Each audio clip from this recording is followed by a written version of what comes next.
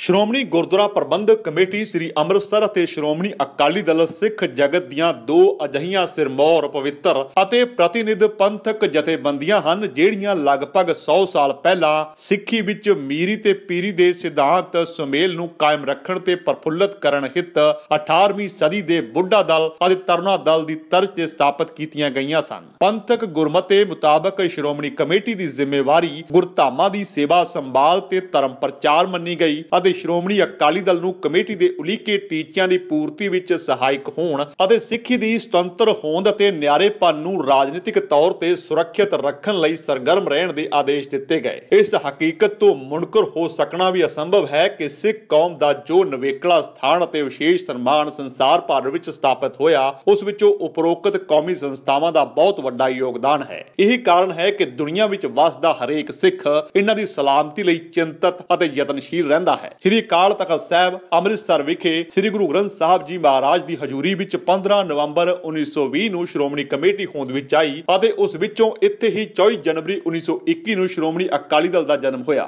ਇਹੀ ਕਾਰਨ ਹੈ ਕਿ ਇਹਨਾਂ ਦੇ ਆਪਸੀ ਸਬੰਧਾਂ ਨੂੰ ਪਰਿਭਾਸ਼ਿਤ ਕਰਨ ਵੇਲੇ ਮਾਂ ਪਿਓ ਤੇ ਪੁੱਤ ਦੇ ਪਵਿੱਤਰ ਰਿਸ਼ਤੇ ਨਾਲ ਜੋੜ ਕੇ ਵਿਚਾਰਿਆ ਜਾਂਦਾ ਹੈ। ਜੇ ਸ਼੍ਰੋਮਣੀ ਅਕਾਲੀ ਦਲ ਦੀ ਜਨਨੀ ਧੰਨੀ ਮਾਂ ਸ਼੍ਰੋਮਣੀ ਕਮੇਟੀ ਹੈ ਤਾਂ ਫਿਰ ਸ੍ਰੀ ਅਕਾਲ ਤਖਤ ਸਾਹਿਬ ਨੂੰ ਉਸ ਦਾ ਪੂਜ ਪਿਤਾ ਮੰਨਣ ਤੋਂ ਇਨਕਾਰੀ ਹੋਣਾ ਵੀ ਅਸੰਭਵ ਹੈ। ਚਿੰਤਾਜਨਕ ਹੈ ਕਿ ਬੀਤੇ ਦਿਨੀ ਗੁਰਦੁਆਰਾ ਮੰਜੀ ਸਾਹਿਬ ਦੀਵਾਨ ਹਾਲ ਸ੍ਰੀ ਅੰਮ੍ਰਿਤਸਰ ਵਿਖੇ ਸ਼੍ਰੋਮਣੀ ਕਮੇਟੀ ਦੇ 100 ਸਾਲਾ ਸਥਾਪਨਾ ਸਮਾਗਮ ਮੌਕੇ ਤਖਤ ਸਾਹਿਬਾਨ ਦੇ ਜਥੇਦਾਰਾਂ ਵੱਲੋਂ ਸੱਤਾਧਾਰੀ ਸ਼੍ਰੋਮਣੀ ਅਕਾਲੀ ਦਲ ਬਾਦਲ ਦੀ ਸਥਾਪਤੀ ਹਿੱਤ ਮਾਂ ਪੁੱਤ ਦੇ ਰਿਸ਼ਤੇ ਨੂੰ ਤਾਂ ਖੂਬ ਉਭਾਰਿਆ ਗਿਆ, ਪਰੰਤੂ ਇਹ ਪੱਖ ਪ੍ਰਗਟਾਉਣ ਤੋਂ ਸੰਕੋਚ ਕੀਤਾ ਗਿਆ ਕਿ ਅਖੌਤੀ ਪੁੱਤ ਸਪੁੱਤਰ ਬਣਨ ਦੀ ਥਾਂ ਕਲਯੁਗੀ ਪ੍ਰਭਾਵ ਹੇਠ ਕਪੁੱਤਰ ਬਣ ਕੇ ਰਹਿ ਗਿਆ ਹੈ। ਮੁੱਖ ਕਾਰਨ ਹੈ ਕਿ ਉਹ ਗੁਰੂ ਗ੍ਰੰਥ ਸਾਹਿਬ ਅੰਦਰਲੇ ਬਾਬਾਣੀਆਂ ਕਹਾਣੀਆਂ ਪੁੱਤ ਸਪੁੱਤ ਕਰਨ ਦੇ ਸੱਚ ਨੂੰ ਭੁੱਲ ਗਿਆ ਹੈ। ਸਿੱਖ ਕੌਮ ਲਈ ਇਹ ਪੱਖ ਵੀ ਡਾਢੀ ਚਿੰਤਾ ਦਾ ਵਿਸ਼ਾ ਹੈ ਕਿ ਸੱਤਾਧਾਰੀ ਅਕਾਲੀ ਧੜਾ ਧਾਰਮਿਕ ਖੇਤਰ ਵਿੱਚ ਪੂਜਣਯੋਗ ਮਾਂ ਨੂੰ ਪਤਨੀ ਦੇ ਰੂਪ ਵਿੱਚ ਵਰਤਣ ਦੀ ਵੱਡੀ ਭੁੱਲ ਕਰ ਰਿਹਾ ਹੈ। ਉਹ ਪਿਤਾ ਨੂੰ ਬੱਚਿਆਂ ਵਾਂਗ ਸੰਸਾਰੀ ਪਦ ਪਦਵੀਆਂ ਤੇ ਸਹੂਲਤਾਂ ਦੇ ਖਿਡਾਉਣ ਦੀ ਖੇਡ ਨਾਲ ਪਰਚਾਉਣ ਲੱਗ ਪਿਆ ਹੈ। ਰਾਜਨੀਤਿਕ ਖੇਤਰ ਵਿੱਚ ਮਰਦਾਊਪੁਣਾ ਛੱਡ ਕੇ ਇੱਕ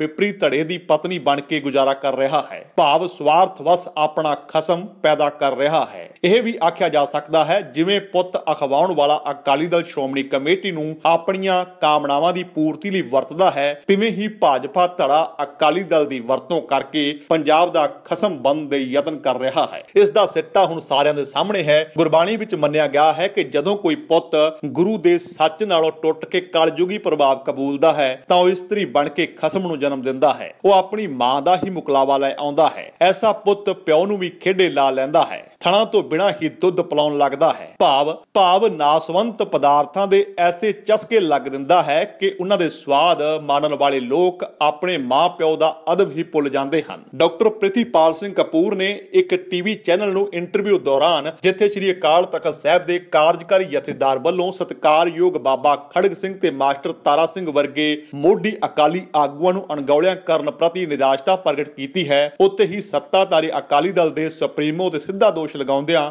ਉਸਨੇ ਸ਼੍ਰੋਮਣੀ ਕਮੇਟੀ ਨੂੰ ਕੂੜਾ ਕਰਕਟ ਸੁੱਟਣ ਵਾਲੀ ਡੰਪਿੰਗ ਗਰਾਊਂਡ ਬਣਾ ਛੱਡਿਆ ਹੈ, ਕਿਉਂਕਿ ਸ਼੍ਰੋਮਣੀ ਕਮੇਟੀ ਦੇ ਪ੍ਰਧਾਨ ਤੋਂ ਸਕੱਤਰਾਂ ਤੇ ਕਲਰਕਾਂ ਤੱਕ ਅਤੇ ਜਥੇਦਾਰ ਸਿੰਘ ਸਾਹਿਬਾਨਾਂ ਤੋਂ ਲੈ ਕੇ ਗ੍ਰੰਥੀ ਸੇਵਾਦਾਰਾਂ ਤੱਕ ਕਿਸੇ ਦੀ ਵੀ ਯੋਗਤਾ ਨਹੀਂ ਪਰਖੀ ਜਾਂਦੀ ਰਹੀ। ਜਿਨ੍ਹਾਂ ਚੌਧਰੀਆਂ ਨੂੰ ਉਹ ਐਮਐਲਏ ਦੀ ਟਿਕਟ ਨਾ ਦੇ ਸਕਿਆ ਉਹਨਾਂ ਨੂੰ ਸ਼੍ਰੋਮਣੀ ਕਮੇਟੀ ਦੀਆਂ ਟਿਕਟਾਂ ਦੇ ਕੇ ਪਰਚਾ ਲਿਆ। ਉਹਨਾਂ ਦੀ ਐਸ਼ ਪ੍ਰਸਤੀ ਲਈ ਗੁਰੂ ਕੀ ਗੋਲਕ ਚੋਂ ਗੱਡੀਆਂ 2-2 ਲੱਖ ਦੇ ਅਖਤਿਆਰੀ ਕੋਟੇ ਲਵਾ ਲਏ। ਜਿਨ੍ਹਾਂ ਚਹੇਤਿਆਂ ਨੂੰ ਸਰਕਾਰੀ ਨੌਕਰੀ ਨਾ ਦੇ ਸਕਿਆ ਉਹਨਾਂ ਨੂੰ ਸ਼੍ਰੋਮਣੀ ਕਮੇਟੀ ਵੱਲ ਤੋਰ ਦਿੱਤਾ। ਜਿਹੜੇ ਇਲਾਕੇ ਵਿੱਚੋਂ ਸਰਕਾਰੀ ਸਕੂਲ ਜਾਂ ਕਾਲਜ ਜਾਂ ਨਾ ਖੋਲ ਸਕਿਆ ਉੱਥੇ ਉਸਨੇ ਸ਼੍ਰੋਮਣੀ ਕਮੇਟੀ ਦੇ ਪੈਸੇ ਨੂੰ ਵਰਤ ਲਿਆ। ਇਸ ਪ੍ਰਕਾਰ ਵੋਟ ਬੈਂਕ ਬਣਾਈ ਰੱਖਣ ਲਈ ਬੇਲੋੜੀ ਅਤੇ ਅਯੋਗ ਭਰਤੀ ਕਰਕੇ ਸਿਫਾਰਸ਼ੀਆਂ ਰਾਹੀਂ ਸ਼੍ਰੋਮਣੀ ਕਮੇਟੀ ਦਾ ਬੇੜਾ ਗਰਕ ਕਰਵਾ ਦਿੱਤਾ। ਸ੍ਰੀ ਗੁਰੂ ਗ੍ਰੰਥ ਸਾਹਿਬ ਦੇ ਅਦਬ ਸਤਿਕਾਰ ਦੀ ਥਾਂ ਡੇਰੇਦਾਰੀ ਨੂੰ ਮਹੱਤਵ ਦਿੱਤਾ ਗਿਆ। ਬਰਗਾੜੀ ਕਾਂਡ ਦੀ ਧੱਕੇਸ਼ਾਹੀ ਅਤੇ ਸ਼੍ਰੋਮਣੀ ਕਮੇਟੀ ਦੇ ਪਬਲੀਕੇਸ਼ਨ ਵਿਭਾਗ ਅੰਦਰ ਪਾਵਨ ਬੀੜਾ ਪ੍ਰਤੀ ਲਾਪਰਵਾਹੀ ਤੇ ਕਪਲੇਬਾਜ਼ੀ ਉਪਰੋਕਤ ਹਕੀਕਤ ਦੇ ਪ੍ਰਤੱਖ ਪ੍ਰਮਾਣ ਹਨ। ਸ੍ਰੀ ਅਕਾਲ ਤਖਤ ਸਾਹਿਬ ਸ਼੍ਰੋਮਣੀ ਗੁਰਦੁਆਰਾ ਪ੍ਰਬੰਧਕ ਕਮੇਟੀ ਅਤੇ ਸ਼੍ਰੋਮਣੀ ਅਕਾਲੀ ਦਲ ਅੰਦਰਲੇ ਮਾਂ ਪਿਓ ਦੇ ਪੁੱਤਰ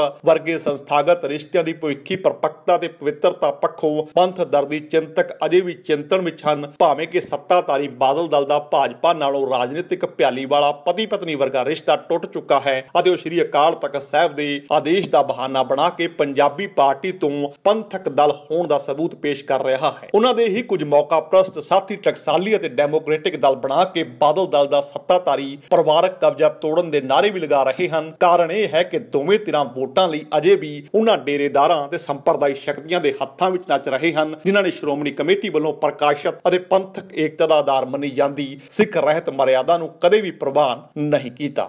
ਜੇਕਰ ਤੁਹਾਨੂੰ ਸਾਡਾ ਇਹ ਉਪਰਾਲਾ ਚੰਗਾ ਲੱਗਾ ਹੈ ਤਾਂ ਇਸ ਨੂੰ ਲਾਈਕ ਕਰੋ, ਸ਼ੇਅਰ ਕਰੋ ਅਤੇ ਸਾਡੇ YouTube ਚੈਨਲ ਨੂੰ ਸਬਸਕ੍ਰਾਈਬ ਕਰੋ।